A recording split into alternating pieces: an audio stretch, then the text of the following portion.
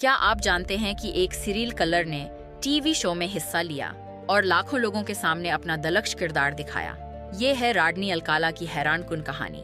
1978 میں الکالا ڈیٹنگیم شو میں bachelor number 1 کے طور پر نظر آیا۔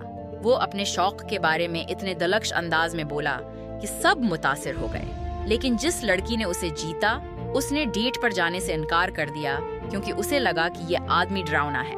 اس فیصلے نے شاید اس کی جان بچائی۔ الکالا ایک پیشہ ور فوٹوگرافر تھا۔ وہ عورتوں اور بچوں کو فوٹو کھنچوانے کے بہانے پھنساتا تھا۔ پولیس نے اس کے پاس 1000 سے زیادہ نامعلوم تصاویر پائے۔ وہ 1968 سے 1979 تک قتل کرتا رہا۔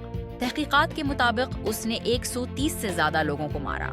یہ ٹی وی شو بعد میں اس کی سزا میں اہم ثبوت بنا۔